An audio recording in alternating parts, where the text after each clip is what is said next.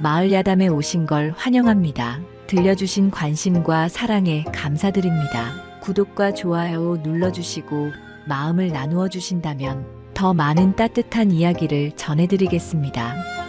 눈보라가 휘몰아치던 한겨울, 천지가 온통 하얀 눈빛으로 뒤덮인 날이었습니다. 산골 고을을 이어주는 장터길은 사람의 발목이 푹푹 빠질 만큼 눈이 쌓여 있었고 칼바람은 뼛속까지 파고드는 듯 매서웠지요. 하늘에선 눈발이 쉴 새 없이 쏟아지고 세상은 온통 잿빛 장막에 갇힌 듯 했습니다. 그 험난한 길을 묵묵히 걸어가는 사내가 하나 있었으니 바로 가난한 농가의 총각 최덕보였습니다. 등에는 한 아름이 넘는 땔감단을 지고 있었고 맨손은 추위에 얼어붙어 시퍼렇게 변해 있었습니다. 손가락 끝마다 동상이 올라 따끔거렸지만 덕보는 이를 악물고 한 걸음씩 앞으로 나아갔습니다. 오늘 이 땔감이라도 팔아야 병상에 누워 계신 어머니께 약 한 첩이라도 지어드릴 수 있을 터였지요.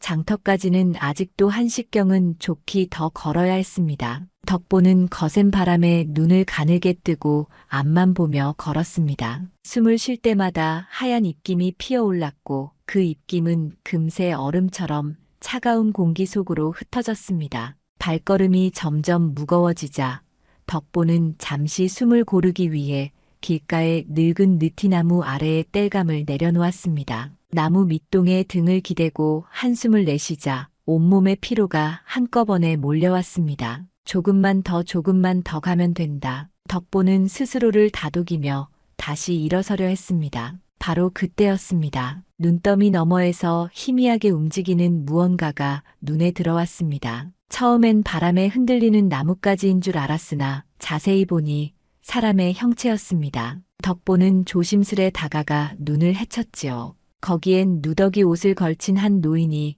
눈 속에 파묻혀 쓰러져 있었습니다. 입술은 파랗게 질려 있었고 숨소리는 가늘기가 실바람 같았습니다. 얼굴은 눈과 얼음에 뒤덮여 있었고 손끝은 이미 감각이 없는 듯 꿈쩍도 하지 않았습니다. 영감님, 정신 차리시게요. 덕보가 노인의 어깨를 가볍게 흔들었지만 노인은 눈조차 제대로 뜨지 못했습니다. 희미한 신음소리만 들릴 뿐이었지요. 덕보는 재빨리 자신이 입고 있던 누비저 고리를 벗어 노인에게 덮어주었습니다. 차가운 바람이 속옷 사이로 파고들어 몸이 떨렸지만 그는 개의치 않았습니다. 이대로 두면 이분은 얼어 돌아가실 게 뻔하다. 바로 그때 뒤쪽 길에서 말발굽 소리와 수레바퀴 소리가 들려왔습니다. 잠시 뒤 곡식을 가득 실은 수레를 끌며 곡물상 황만석이 모습을 드러냈지요. 그는 마을에서 제법 재물을 모은 상인이었지만 인심이 박하고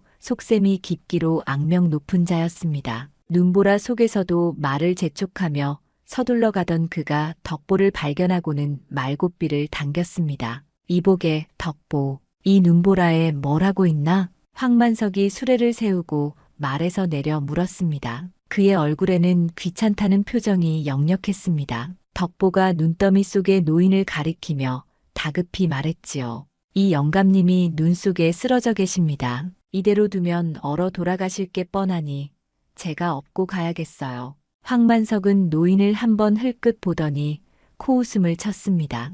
허허, 자네도 참 한가하구먼. 저런 거지 하나 살린들 무슨 이득이 있겠나? 옷차림을 좀 보게. 가진 거라곤 몸뚱이 하나뿐일 텐데 괜한 수고만 하지 말고 어서 장터로 가게나. 그는 그렇게 말하며 노인을 향해 거칠게 발길질을 했습니다. 눈 속에 파묻혀 있던 노인의 몸이 옆으로 굴러갔습니다. 덕보는 깜짝 놀라 노인 앞으로 달려가 그를 막아섰습니다. 상인 어르신, 이러시면 안 됩니다. 사람 목숨이 달린 일인데 어찌 그리 매정하게 구시나이까. 하지만 황만석은 손을 내저으며 비웃음을 터뜨렸습니다. 세상은 냉정한 법일세. 그런 연민으로는 평생 가난을 못 벗어나지. 자네가 그 꼴인 게 다 그런 어리석음 때문이야. 그렇게 말을 남기고 그는 말채찍을 거칠게 휘둘러 장터 쪽으로 떠나갔습니다. 말발굽이 눈을 차며 튀기는 소리만 공허하게 울렸습니다.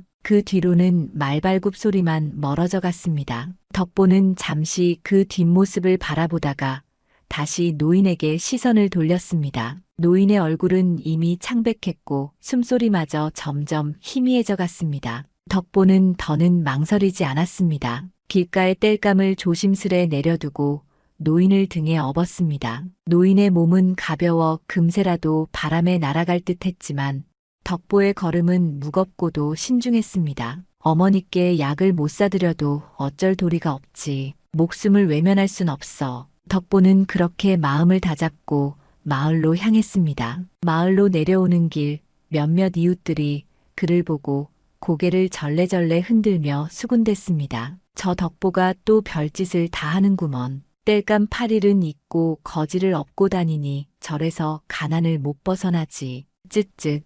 착하기만 해서 뭘 하나. 세상은 그렇게 돌아가지 않는 법인데. 그러나 덕보는 아무 대꾸도 하지 않았습니다. 그저 눈길을 조심스레 걸으며 자신의 집으로 향했지요. 발걸음마다 눈이 푹푹 빠졌고 등에 노인은 가끔 신음소리를 냈습니다. 한참 후 초가에 당도했습니다. 덕보는 방 안의 아랫목에 노인을 조심스레 눕히고 낡은 솜니불을 정성껏 덮어주었습니다. 그리고는 부엌으로 달려가 남은 좁쌀을 긁어 모아 죽을 끓이기 시작했습니다. 아궁이에 불을 지피자 마른 나뭇가지가 파직파직 소리를 내며 불꽃을 튀겼습니다. 무쇠솥에 물을 붓고 좁쌀을 조심스레 넣자 곧 보글보글 끓기 시작했지요. 그 불빛이 좁은 부엌을 밝혔고 방 안으로도 은은하게 스며들어 노인의 얼굴을 희미하게 비추었습니다. 덕보는 죽이 익는 동안 노인의 곁에 앉아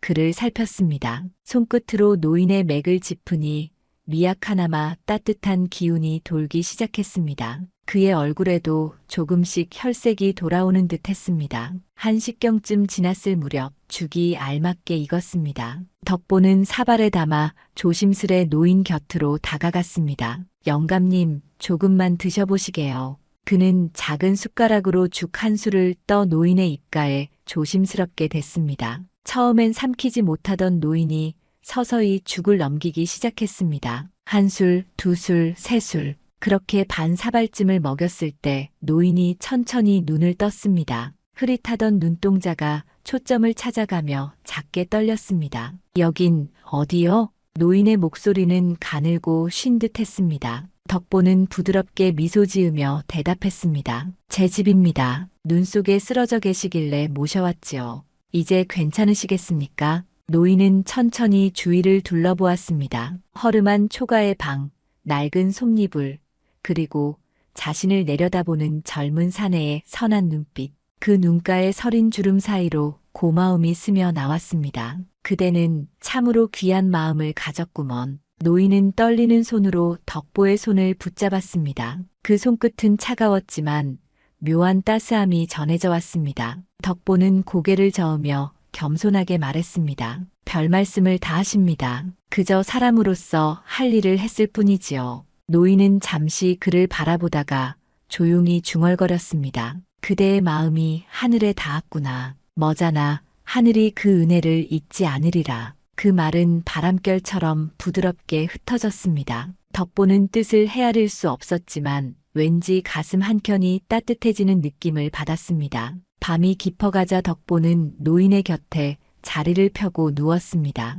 바깥에서는 여전히 눈보라가 몰아쳤지만 초가 안은 묘하게 따스했습니다. 그는 잠이 들기 전 속으로 다짐했습니다. 내일은 다시 장터로 가서 어머니 약값을 마련해야지. 그 생각 사이로 노인의 고른 숨소리가 들려왔습니다. 덕보는 눈을 감으며 나직이 중얼거렸습니다. 그래도 오늘은 잘한 일이었지요. 그렇게 그 밤 초가의 작은 등불 아래에서 한겨울의 차가운 세상에 단 한 줄기 온기가 피어올랐습니다. 동이 트고 첫 닭이 울 무렵 덕보는 잠에서 깨어났습니다. 어젯밤 내내 울부짖던 눈보라가 그쳤는지 창호지 너머로 희미한 새벽빛이 스며들고 있었지요. 그 빛은 차갑지만 어딘가 고요하고 평화로웠습니다. 덕보는 어제 모셔온 노인의 안부가 걱정되어 조심스레 몸을 일으켰습니다. 그런데 이게 어찌된 일입니까? 바로 곁에 누워있던 노인이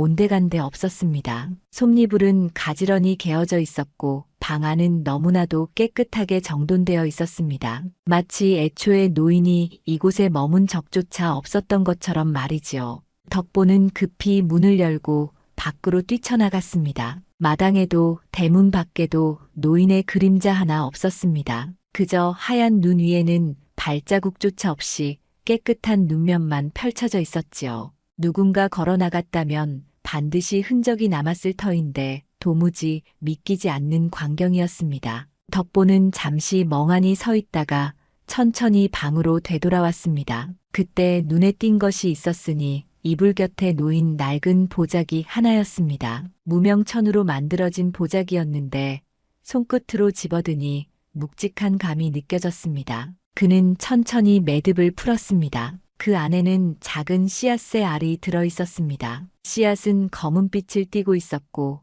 자세히 들여다보니 그 표면에 가는 금빛 무늬가 새겨져 있었습니다. 덕보는 한 번도 본 적 없는 낯선 씨앗이라 고개를 갸웃했습니다. 곡식의 종자도 채소의 씨앗도 아닌 어딘가 이 세상 것이 아닌 듯한 느낌이었지요. 보자기 안쪽에는 먹이 희미하게 번진 붓글씨 한 줄이 적혀 있었습니다. 겨울 땅을 믿고 심으면 봄이 그대의 이름을 부르리라. 덕보는 그 글귀를 몇 번이고 되새기며 곱씹었습니다. 겨울 땅을 믿고 씨앗을 심으라. 겨울의 땅은 얼어붙은 죽음의 땅인데 거기에 씨앗을 묻는다고 무엇이 돋을 수 있단 말인가. 그는 한참을 생각에 잠겼습니다. 혹시 영감님이 정신이 혼미하셨던 건 아닐까? 그렇게 생각하면서도 마음 한편이 편치 않았습니다. 노인의 마지막 눈빛이 떠올랐기 때문이지요. 그 눈에는 헛된 광기보다는 사람의 마음을 꿰뚫는 깊은 신념 같은 것이 서려 있었거든요.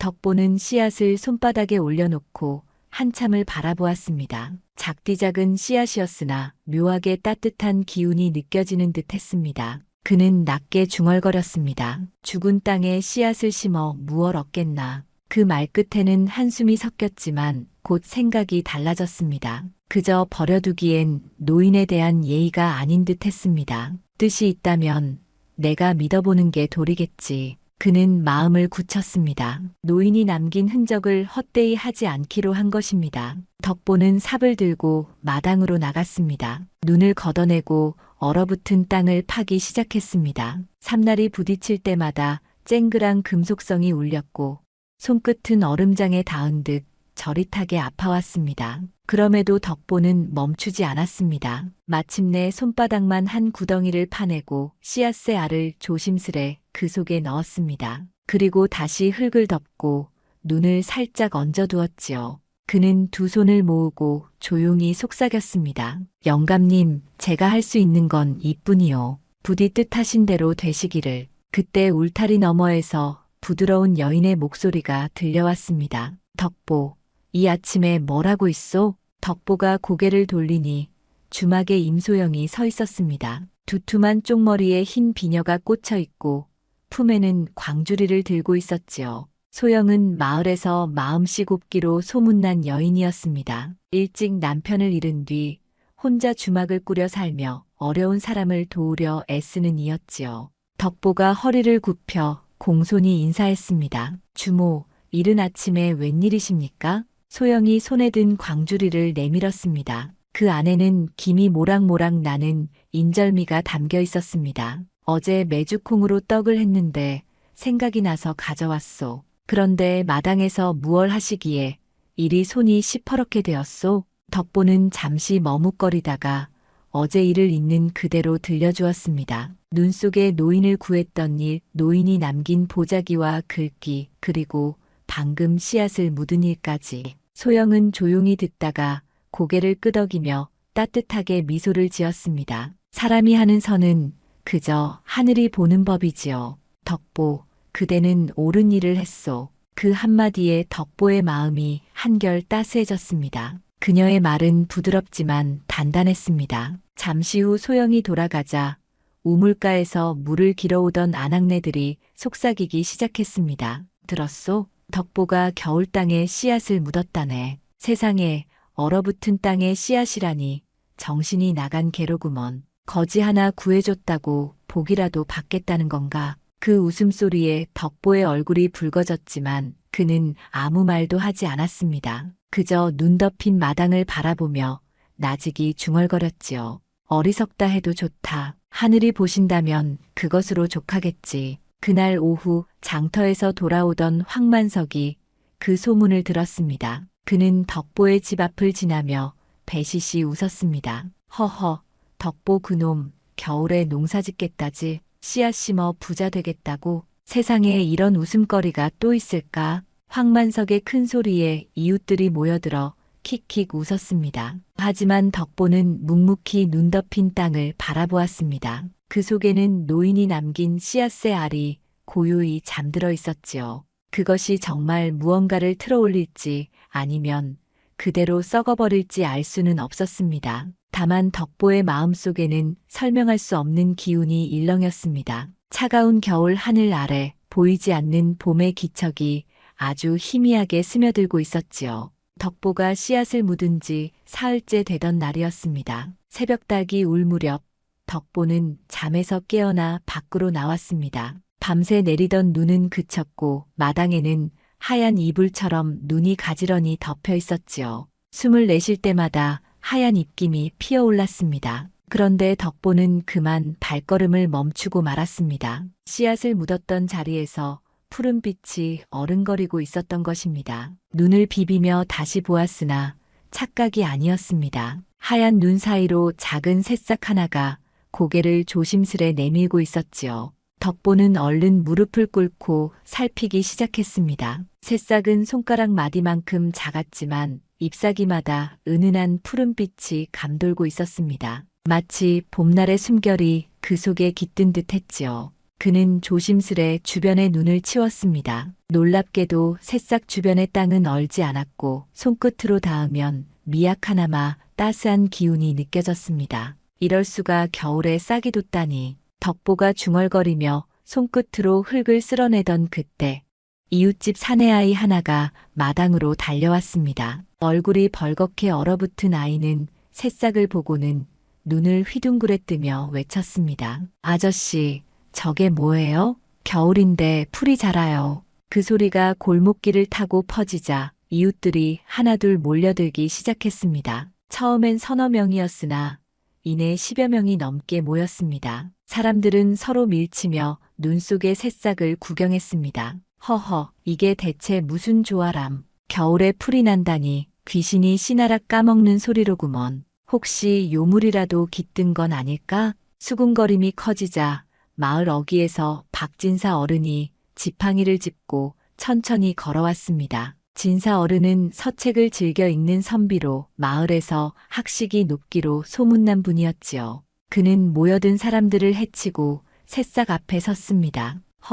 참으로 신기한 일이로다. 그는 안경 너머로 새싹을 한참이나 바라보다가 고개를 천천히 끄덕였습니다. 요물은 아닌 듯하네. 허나 범상치 않은 조짐임은 분명하구먼. 그러고는 덕보를 바라보며 차분히 물었습니다. 이 새싹은 어디서 난 것이냐, 덕보. 덕보는 노인을 구했던 일, 씨앗을 남기고 사라진 경위까지 모두 자세히 아뢰었습니다. 진사 어른은 턱수염을 쓰다듬으며 고개를 끄덕였습니다.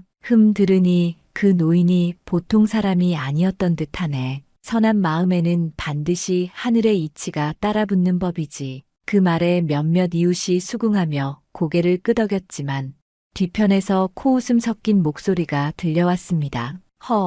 무슨 하늘의 이치요. 저건 요망한 짓이요. 사람들이 돌아보니 황만석이 팔짱을 낀 채 서 있었습니다. 그의 얼굴엔 시기와 불안이 뒤섞인 빛이 어려 있었지요. 겨울에 풀이 자란다는 건 세상 이치를 거스르는 일 아니오? 이런 건 당장 뽑아버려야 하오. 그는 앞으로 나서며 큰 소리를 쳤습니다. 사람들이 술렁였지요. 하지만 덕보는 침착히 고개를 저었습니다. 이건 노인께서 남기신 것이오. 해치는 건 도리가 아니오. 황만석은 비웃음을 터뜨렸지만 박진사 어른이 한마디 거들었습니다. 사람의 선행을 비웃지 말게, 만석. 뽑는다고 천지가 편해질 것 같으냐. 그보단 그 마음을 살펴보는 게 옳을 게다. 황만석은 입술을 달싹였지만 더는 말하지 못했습니다. 사람들은 서서히 흩어졌으나 그날 이후 마을 곳곳에서 이야기가 퍼졌습니다. 겨울에 새싹이 돋았다더라.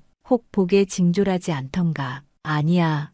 그런 건 불길한 징험이야. 누구는 신기하다 하고 누구는 두려워했지요. 그날 밤 덕보는 잠을 이루지 못했습니다. 혹 누가 몰래 와서 새싹을 밟진 않을까. 걱정이 꼬리를 물었습니다. 그는 몇 번이나 문틈으로 마당을 내다보다가 그만 꾸벅 잠이 들었습니다. 한밤중 삼경쯤 되었을 때였습니다. 문 밖에서 희미한 인기척이 들렸습니다. 눈밭을 밟는 소리가 사박사박 들려왔지요. 덕보는 숨을 죽이고 조심스레 문을 열었습니다. 달빛에 비친 인형은 다름 아닌 황만석이었습니다. 그는 두리번거리며 새싹이 돋은 자리로 다가갔습니다. 손에는 짧은 괭이 하나가 들려 있었지요. 덕보는 가만히 숨을 죽인 채 지켜보았습니다. 황만석이 허리를 굽혀 손을 뻗었습니다. 그가 새싹을 잡으려는 순간 거센 바람이 어디선가 몰아쳤습니다. 부러울 리 없는 밤이었건만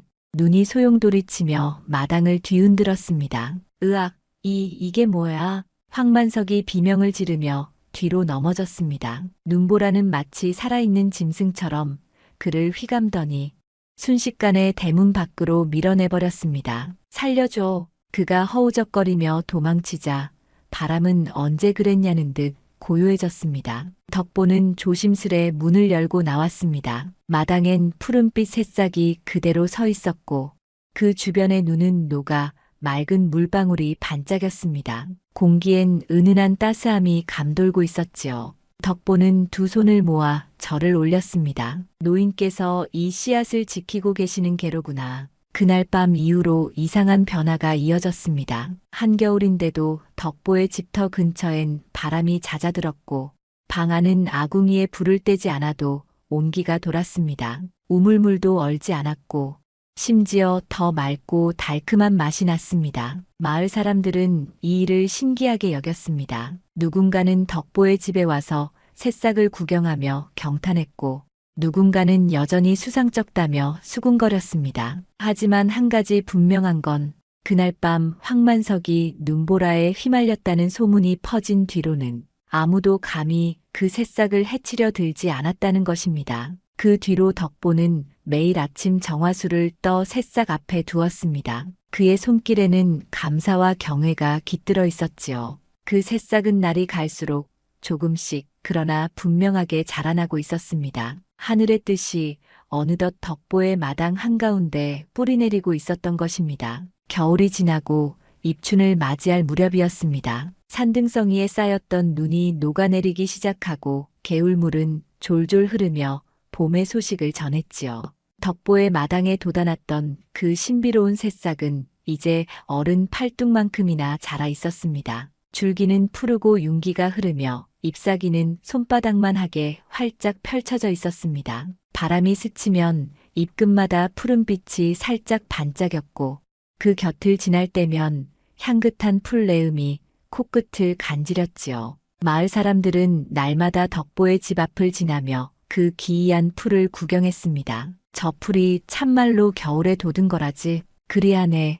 덕보가 마당에 직접 봤다 하더군. 입소문은 순식간에 퍼져 이제는 먼 마을 사람들까지 찾아오는 지경이었습니다. 그러던 어느 화창한 아침, 덕보가 평소처럼 우물에서 물을 길어 마당으로 들어왔을 때였습니다. 그는 눈앞의 광경에 그만 물동이를 떨어뜨릴 뻔했지요. 어젯밤까지만 해도 푸른 잎만 무성하던 그 풀이 하룻밤 사이에 황금빛 열매 3개를 맺고 있었던 것입니다. 그 열매는 주먹만 했고 표면에서 은은한 빛이 흘러나왔습니다. 아침 햇살을 받아 반짝이는 모양은 마치 해를 머금은 듯 했습니다. 덕보는 얼이 빠진 듯 그 앞에 서 있었습니다. 손끝이 떨렸지만 그는 조심스레 한 알을 따서 손에 올렸지요. 그 순간 열매가 스르르 녹아내리기 시작했습니다. 물처럼 흐른 것이 아니라 순식간에 단단한 덩어리로 굳어 반짝이는 금빛으로 변했습니다.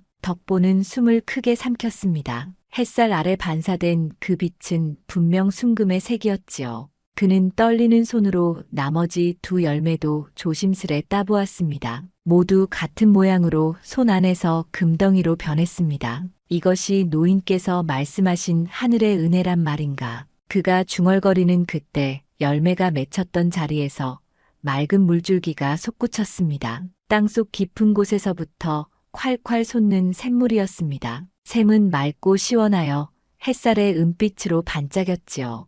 샘물은 이내 마당 한켠에 작은 웅덩이를 만들더니 넘쳐 흘러 골목길을 타고 마을 쪽으로 흘러내렸습니다. 신기하게도 그 물이 닿는 곳마다 마른 흙이 부드러워지고 메말랐던 우물들이 다시 물로 가득 차오르기 시작했습니다. 이게 어찌된 일이오? 덕보의 집에서 샘이 솟았다오. 사람들의 외침이 번개처럼 마을 전체로 퍼졌습니다. 이웃들이 하나둘 몰려들었고 곧 마당은 인파로 붐볐습니다. 박진사 어른께서도 황급히 달려오셨고 주막의 소영도 손에 앞치마를 부여잡은 채 숨을 고르며 들어섰습니다. 사람들은 덕보의 마당에 솟은 샘과 그의 손에 들린 세 개의 금덩이를 보고 입을 다물지 못했습니다. 하늘이 의로운 자에게 복을 내리셨구나. 이건 신령의 가호가 아니면 설명이 되질 않아. 박진사 어른은 감탄하며 덕보의 어깨를 툭 쳤습니다.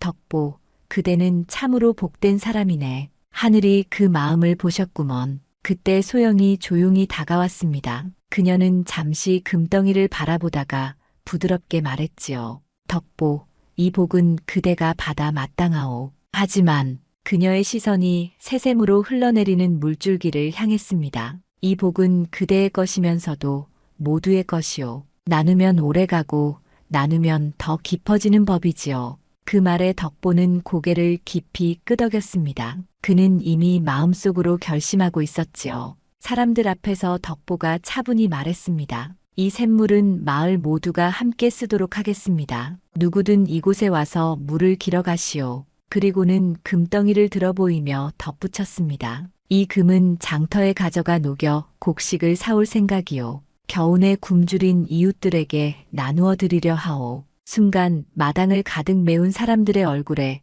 감동이 번졌습니다. 방금 하늘이 내린 복을 받았건만 그 복을 나누겠다는 그 마음씨가 사람들의 가슴을 울렸지요. 박진사 어른은 눈가를 훔치며 말씀하셨습니다. 덕보, 그대는 재물보다 덕을 아는 사람일세. 하늘이 그대를 택하신 게 괜히가 아니구먼. 그날 오후 덕보는 금덩이 2개를 챙겨 짐수레에 실었습니다. 하나는 남겨두었지요. 병든 어머니의 약값을 마련하고자 함이었습니다. 장터로 나가 금붙이 장사를 찾아가 금을 녹여 은자로 바꾸었습니다. 그 돈으로 쌀과 보리, 조, 팥을 가득 사서 짐수레에 실었습니다. 수레가 무겁게 기울 만큼 곡식을 사오자 주막 앞을 지나던 소영이 놀라 눈을 크게 떴습니다. 덕보, 혼자 다 옮기려 하오. 사람 부르겠소. 괜찮소. 곡식은 무겁지만 마음은 가볍소. 그의 대답에 소영은 빙그레 웃음 짓고 마을 사람들은 발 벗고 나섰습니다. 모두가 힘을 합쳐 곡식을 나르며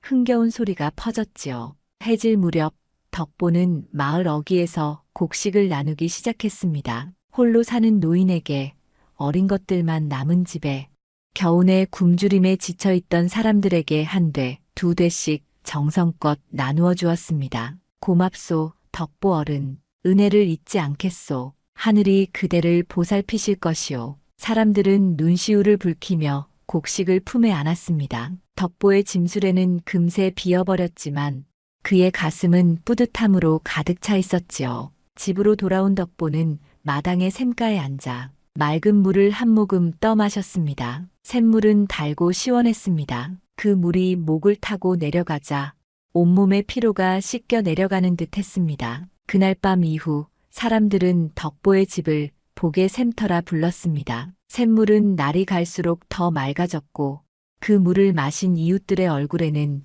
웃음이 피어났습니다. 덕보는 금 3덩이 중 2덩이를 나누었지만 남은 1덩이로 어머니의 병을 고칠 수 있었습니다. 그는 더 바랄 것이 없었습니다. 하늘이 내린 복은 그 마음을 닮은 사람에게서 더욱 크게 자라나는 법이었지요. 덕보가 하늘의 복을 받았다는 소식은 삽시간에 인근 마을까지 퍼져나갔습니다. 사람들은 복의 샘터라 불리는 그의 집을 찾아와 신기한 샘물을 구경했고 그의 선행을 입에 올리며 칭송했습니다. 하지만 세상사 늘 그렇듯 모두가 그를 축복한 것은 아니었지요. 그 소식을 들은 황만석은 집 안 곡물 창고에 틀어박혀 술잔을 기울이고 있었습니다. 술 기운에 얼굴이 벌겋게 달아올랐고 잔을 내려치며 이를 갈았습니다. 책, 거지 하나 구해줬다고 금덩이를 얻는다니 세상이 어찌 이다지도 불공평한가. 황만석의 눈에는 시기와 분노의 불길이 번지고 있었습니다.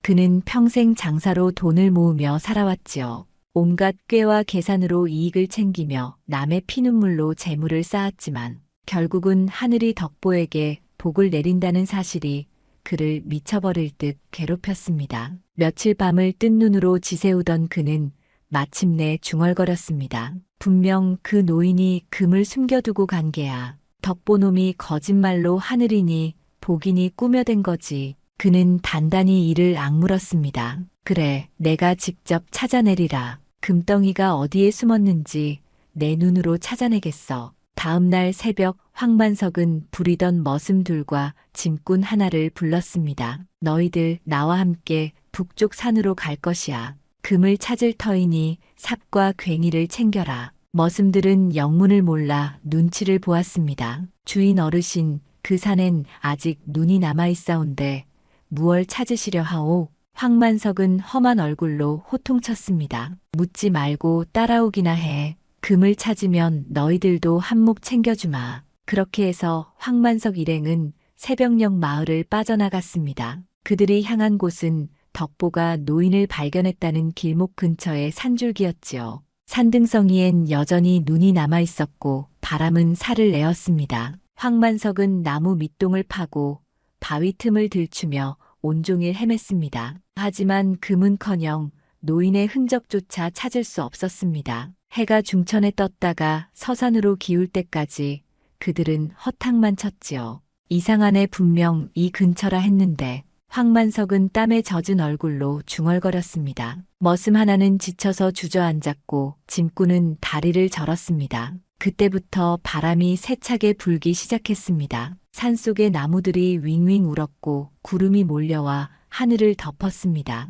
머슴이 겁먹은 얼굴로 말했습니다. 주인 어르신, 날이 심상치 않사옵니다. 이쯤에서 내려가야 할 듯하오. 그러나 황만석은 듣지 않았습니다. 조금만 더, 분명 근처에 있을 게다. 금을 찾기 전엔 못 내려간다. 바람은 점점 거세졌고 갑자기 눈발이 휘날리기 시작했습니다. 봄이 머지않았건만 그날따라 하늘은 다시 겨울을 품은 듯 했습니다. 바람 속에는 얼음처럼 찬 기운이 섞여 있었고 눈송이는 순식간에 폭풍이 되어 몰아쳤습니다. 으악, 길이 보이지 않소. 어르신, 어서 피합시다. 머슴들의 비명소리가 눈보라 속으로 흩어졌습니다. 황만석은 정신없이 발을 옮기다 미끄러졌고 발밑에서 갑자기 땅이 갈라지는 듯한 소리가 났습니다. 눈과 흙과 돌이 한꺼번에 무너져 내렸습니다. 으악! 그들의 외침은 산허리를 따라 메아리 쳤고 눈보라는 모든 소리를 삼켜버렸습니다. 다음 날 아침 마을 사람들은 황만석의 집이 비어있는 것을 알았습니다. 그의 말도 사람도 집안에 남아있는 기척도 모두 사라져 있었지요. 며칠 뒤 그들이 산으로 들어갔다는 이야기를 전해 들은 마을 사람들이 수색대를 꾸렸습니다. 하지만 산에서 찾은 것은 찢어진 옷자락과 부러진 괭이 하나뿐이었습니다. 산사태에 휩쓸린 게로구나. 박진사 어른이 깊은 한숨을 내쉬었습니다. 사람들은 입을 모아 안타까움을 표했지만 속으로는 누구나 알았습니다. 그의 탐욕이 결국 화를 부른 것임을. 며칠 뒤 황만석의 곡물 창고가 굳게 닫혀 있는 것을 알게 된 이공원님께서 직접 사람을 보내 조사하게 하셨습니다. 창고 문을 열자 그 안에는 쌀과 보리가 산더미처럼 쌓여 있었습니다. 원님은 이내 얼굴을 굳히셨지요. 한 사람의 탐욕이 백성의 굶주림을 부른다면 그 재물은 하늘의 뜻에 어긋난 것이네. 그는 즉시 명을 내렸습니다. 황만석의 곡식을 거두어 백성들에게 나누라. 굶주린 이들이 이 곡식으로 목숨을 이어가게 하라. 관아의 아전들이 곡식을 꺼내어 나누자 마을 사람들의 얼굴에 오랜만에 웃음이 피었습니다. 그 곡식은 눈보라에 묻힌 황만석의 손을 벗어나 결국 그가 외면했던 백성들의 밥상이 된 것이지요. 그 소식을 들은 덕보는 샘가에 앉아 조용히 중얼거렸습니다. 하늘은 참으로 공평하시구나. 탐욕의 곡식은 썩지 않고 다시 생명을 살리는 씨앗이 되었구나. 덕보에게 복이 내렸다는 소문은 어느덧 고을 전체로 번져나갔습니다. 장터에 나가면 사람들 입에서 덕보의 이야기가 떠돌았고 이웃 고을에서도 구경꾼이 찾아왔습니다. 하지만 세상 일이란 늘 그렇듯 소문은 돌고 돌며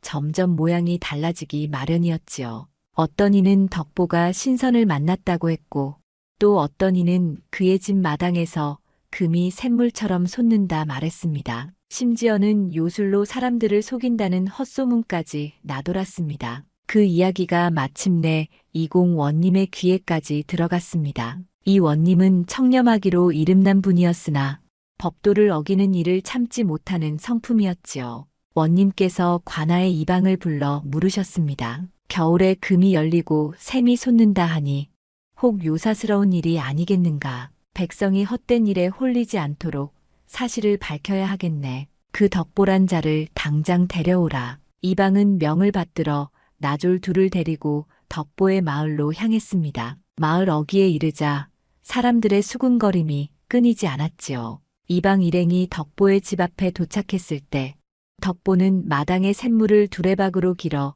채소밭에 물을 주고 있었습니다. 관복 차림의 이방이 다가오자 덕보는 황급히 두레박을 내려놓고 나왔습니다. 원님께서 그대를 부르시니 지금 곧 관아로 오시오. 엄한 목소리에 덕보의 가슴이 철렁 내려앉았습니다. 그러나 꺼릴 일은 없었지요. 그는 두 손을 모으며 공손히 말했습니다. 알겠소. 분부대로 따르겠소. 소문을 들은 마을 사람들이 몰려들었습니다. 박진사 어른도 지팡이를 짚고 서둘러 오셨고 주막의 소영도 앞치마를 쥐고 달려왔습니다. 소영이 걱정스런 얼굴로 말했습니다. 덕보, 두려워 말게. 그대는 떳떳하니 아무 염려 말게. 박진사 어른도 고개를 끄덕이며 거들었습니다. 원님은 공정하신 분이시네. 사실대로만 말하면 그대의 결백이 드러날 걸세. 덕보는 깊이 절을 올리고 이방을 따라 관아로 향했습니다. 사람들은 그의 뒷모습을 바라보며 한참 동안 말을 잃었지요. 한 식경쯤 걸었을까요? 덕보가 관아 대문에 당도하니 붉은 기둥과 청색 기와가 위엄 있게 서 있었습니다. 문 앞에는 창을 든 나졸들이 정자해 있었고 그들의 시선이 매섭게 번뜩였습니다. 이방이 문 앞에서 외쳤습니다. 원님, 덕보를 데려왔습니다. 들라하라. 낮지만 힘있는 목소리가 대청 안에서 울려나왔습니다. 덕보는 마루 아래 무릎을 꿇고 머리를 조아렸습니다. 대청 위에는 원님이 앉아 계셨습니다. 수염이 희끗하고 눈매가 날카로우면서도 어디선가 인자함이 비쳤지요. 그대가 덕보냐? 예, 그렇습니다. 나리. 소문을 들으니 겨울에 씨앗을 심어 금이 열리고 샘이 솟았다 하더구나. 그것이 사실이냐?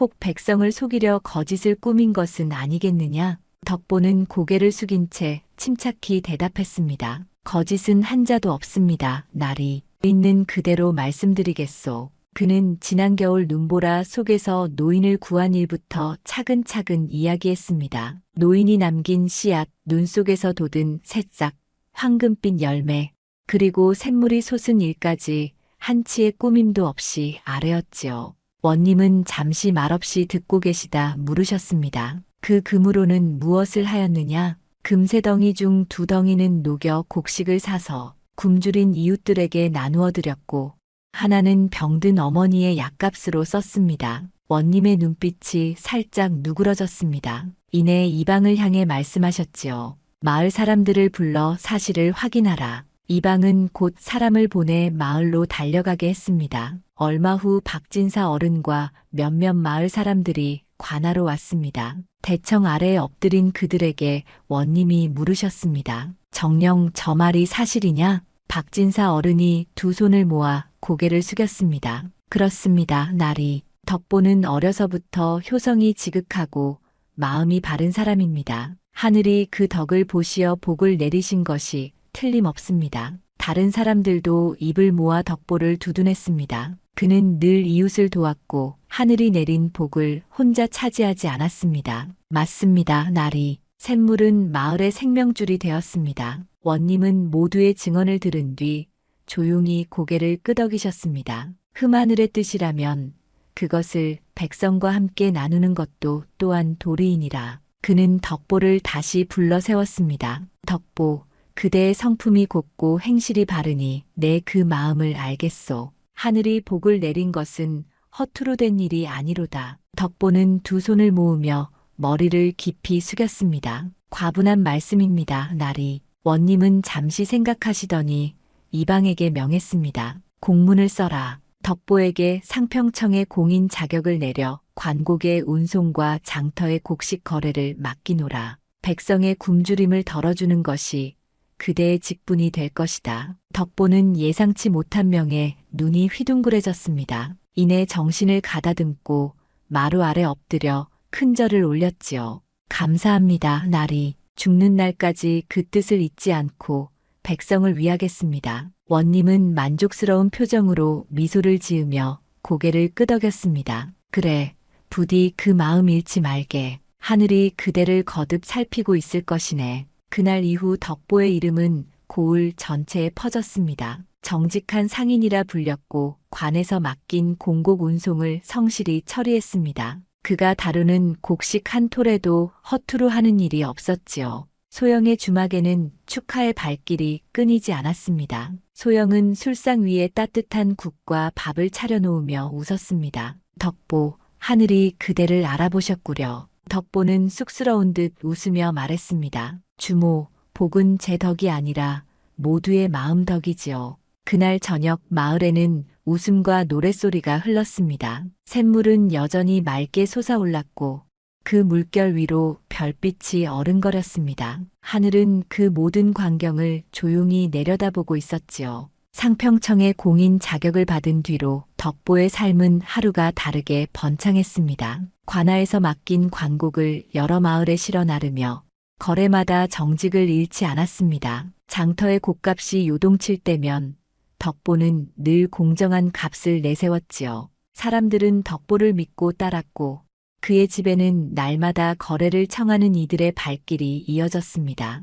그는 번 돈으로 병든 어머니께 기와집 한 채를 마련해 드렸습니다. 허름했던 초가를 벗어나 단정하고 반듯한 집에 살게 되었지만 덕보의 마음은 여전히 조심스러웠습니다. 복이 커질수록 어딘가 모르게 불안이 깃들었지요. 밤이 깊어 잠자리에 들면 그의 귓가엔 늘 그 노인의 음성이 메아리 쳤습니다. 탐욕이 피어나면 복은 사라지느니라. 그 말이 덕보의 가슴에 새겨져 있었습니다. 그는 스스로를 단속했습니다. 거래할 때마다 정직했는가를 살피고 이익을 남길 때마다 욕심이 앞서지 않았는가 돌아보았습니다. 하지만 세상 일이란 언제나 뜻대로만 되지 않는 법이지요. 어느 날 덕보는 이웃 고을로 관곡 백석을 운반하라는 명을 받았습니다. 그는 곡식을 수레에 가득 싣고 이른 새벽길을 나섰습니다. 햇빛은 눈부셨고 들판엔 봄 기운이 가득했습니다. 하루 종일 수레를 몰아 목적지에 닿았을 무렵 그는 구슬땀을 닦으며 곡식을 하나하나 내렸습니다. 그런데 이상했습니다. 분명 백석을 실었는데 세어보니 95석뿐이었습니다. 덕보는 눈을 의심했습니다. 분명히 출발할 때 백석이었는데 어디로 간 것이지? 그는 즉시 수레를 살폈습니다. 그때 수레 밑바닥에 손가락만 한 구멍이 나 있는 것을 발견했습니다. 그 구멍을 통해 곡식이 조금씩 흘러내린 흔적이 보였지요. 이게 어찌된 일인가, 누가 이런 짓을? 덕보는 즉시 관아에 이 사실을 보고했습니다. 원님은 곧 사람을 시켜 조사하라 명하셨습니다. 며칠 뒤 범인이 밝혀졌습니다. 다름 아닌 장터의 부정한 상인 하나가 덕보의 수레에 몰래 구멍을 내고 떨어진 곡식을 주워 팔아넘긴 것이었습니다. 범인은 붙잡혀 곤장을 맞았지만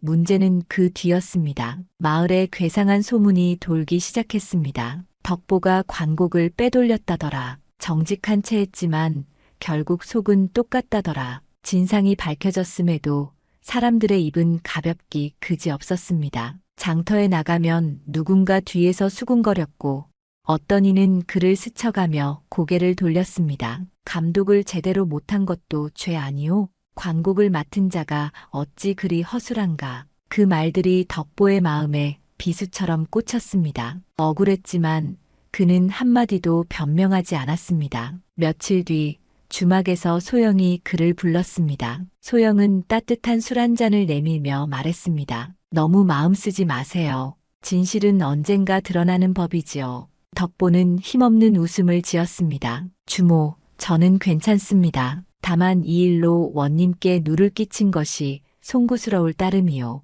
소영은 그 말에 고개를 끄덕이며 조용히 덧붙였습니다. 그대 같은 사람은 하늘이 그냥 두지 않지요. 어둠이 짙어야 별빛이 더 밝아지는 법이요. 그날 밤 덕보는 오랜만에 샘가에 앉았습니다. 맑은 달빛이 샘물 위에 비쳤고 물결은 은빛으로 일렁였습니다. 그는 눈을 감고 깊은 생각에 잠겼습니다. 그때 바람 사이로 들려오는 낯익은 목소리, 꿈인지 생시인지 알 수 없었습니다. 탐욕이 아니라도 방심하면 복은 멀어지느니라. 덕보는 놀라서 고개를 들었지만 주위엔 아무도 없었습니다. 오직 샘물만이 잔잔히 흘러가고 있었지요. 그는 이내 무릎을 꿇고 샘을 향해 절했습니다. 노인 어른, 제 덕이 모자라 이 변고를 겪었나이다. 모두 제 탓이요. 더 바르게 살겠나이다. 이튿날 아침 덕보는 중대한 결심을 했습니다. 원님께 직접 나아가 손해를 메우겠다고 자청한 것이지요.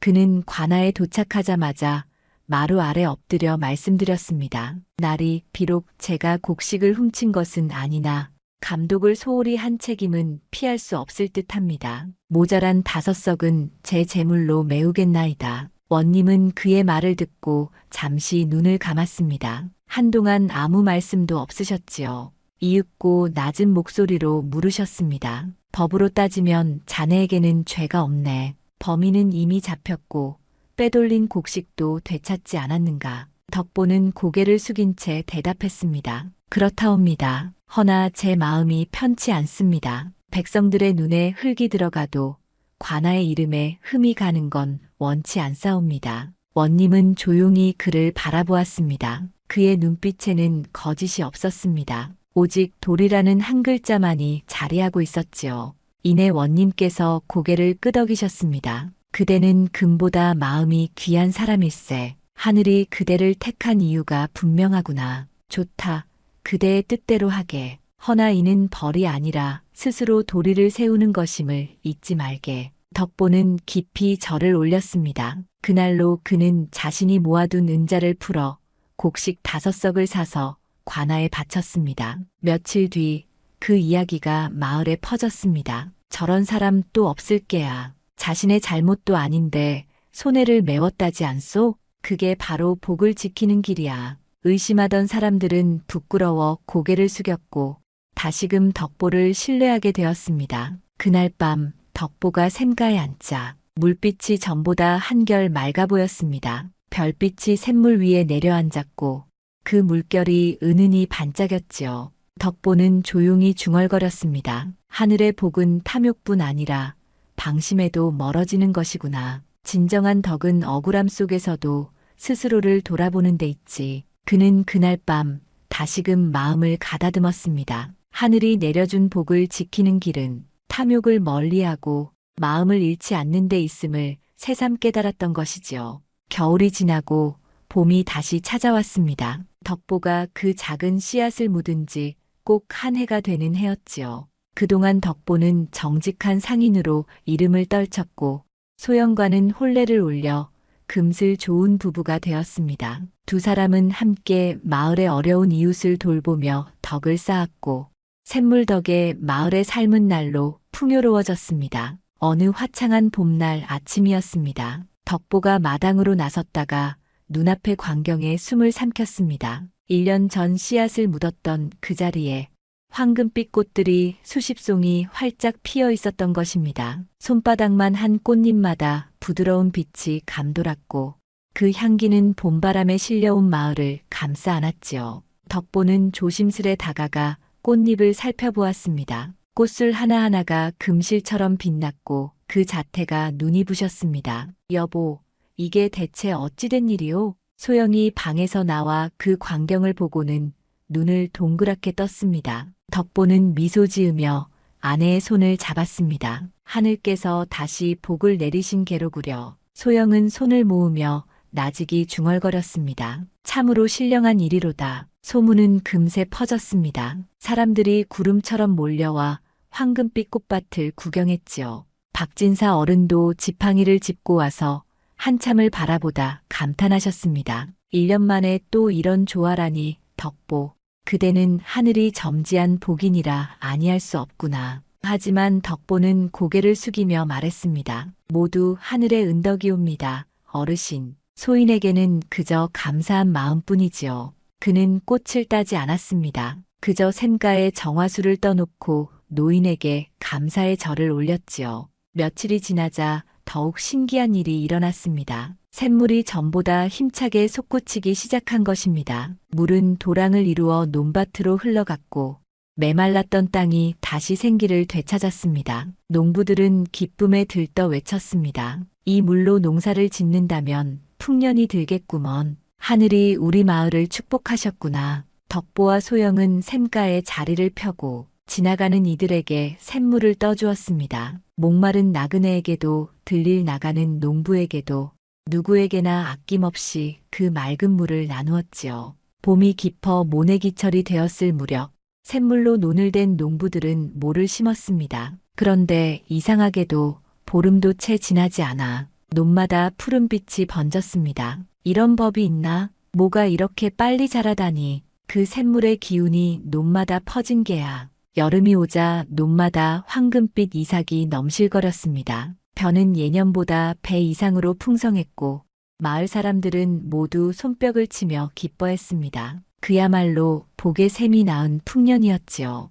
사람들은 덕보의 집으로 찾아와 감사를 표했습니다. 자네 덕분에 우린 한 해를 편히 살겠소. 샘물을 나누어 주신 은혜 평생 잊지 않겠소이다. 하지만 덕보는 고개를 저으며 말했습니다. 이는 제 덕이 아니라 하늘의 은혜요. 우리 모두 감사한 마음으로 이 복을 지켜야 할 것이요. 가을이 찾아왔습니다. 하늘은 높고 바람은 맑았습니다. 덕보와 소영은 풍년을 맞은 마을 사람들과 함께 수확을 감사하는 잔치를 열었습니다. 마을 어귀마다 떡과 술이 차려졌고 사람들은 노래하고 춤추며 밤이 깊도록 흥을 돋웠습니다. 덕보는 소영의 손을 잡고 그 모습을 흐뭇하게 바라보았습니다. 여보, 이렇게 복을 받은 것이 고맙고 또 고맙소. 소영은 미소 지으며 대답했습니다. 그대의 선한 마음이 부른 복이 아니겠소? 덕보는 머리를 저었습니다. 아니요.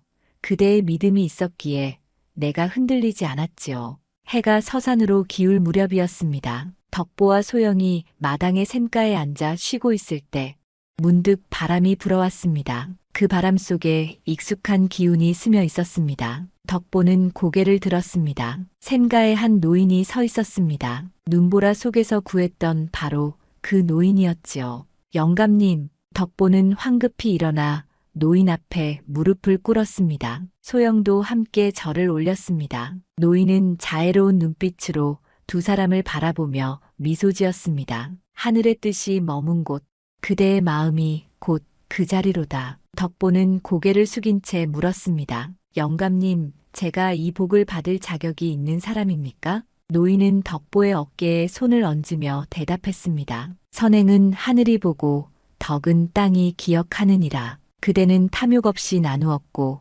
방심 없이 바르게 살았으니 이 복은 그대가 받아 마땅하네. 노인의 손길이 따스했습니다. 그 순간 덕보는 눈시울이 뜨거워졌습니다. 영감님의 은혜를 잊지 않겠습니다. 덕보가 고개를 들었을 때 노인의 모습은 이미 아지랑이처럼 희미해지고 있었습니다. 저녁 노을 사이로 쓰러져가는 노인의 뒷모습을 덕보와 소영은 한참 동안 바라보았습니다. 노인이 완전히 사라진 뒤 덕보는 샘 앞에 엎드려 깊이 절했습니다. 은혜를 영원히 잊지 않겠나이다. 그날 밤 마을에는 따뜻한 바람이 불었습니다. 샘물은 더욱 맑게 흐르고 황금빛 꽃밭은 다시 씨앗을 맺어 땅으로 떨어졌습니다. 그 씨앗은 흙 속에 잠들었다가 또다시 새 생명을 틔웠지요. 그 뒤로도 덕보의 집에는 언제나 웃음과 복이 끊이지 않았습니다. 덕보와 소영은 평생토록 마을을 돌보며 살았고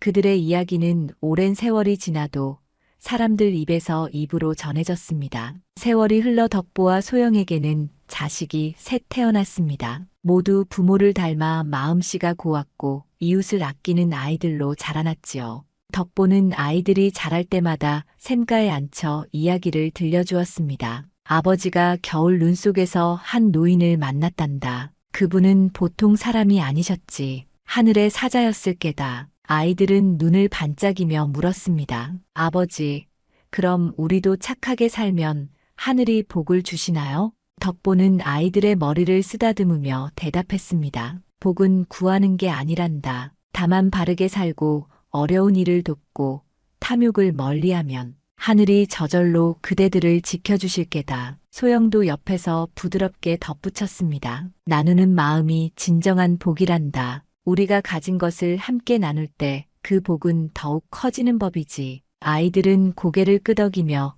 그 말을 가슴에 새겼습니다. 그렇게 덕보의 가르침은 자식들에게 그리고 손자들에게까지 이어졌습니다. 어느 해 가을 덕보는 나이 60이 넘어 머리가 희끗해졌지만 여전히 마을을 돌보며 살았습니다. 관아에서의 직분은 이미 내려놓았지만 사람들은 여전히 그를 찾아와 조언을 구했습니다. 덕보 어르신, 올해 농사가 잘 되지 않았는데 어찌하면 좋겠소? 염려 말게. 샘물은 여전히 흐르고 있지 않은가. 내년을 위해 씨앗을 잘 갈무리하고 서로 돕게. 하늘은 우리를 버리지 않으실 게야. 그의 말 한마디 한마디에는 오랜 세월 쌓인 지혜가 담겨 있었습니다. 어느 겨울밤이었습니다. 덕보는 소영과 함께 샘가에 앉아 있었습니다. 두 사람의 머리는 모두 하얗게 새었지만 손을 꼭 잡은 모습은 여전히 다정했습니다. 여보, 우리가 참 많은 복을 받았소. 소영이 덕보의 손을 꼭 쥐며 말했습니다. 덕보는 고개를 끄덕이며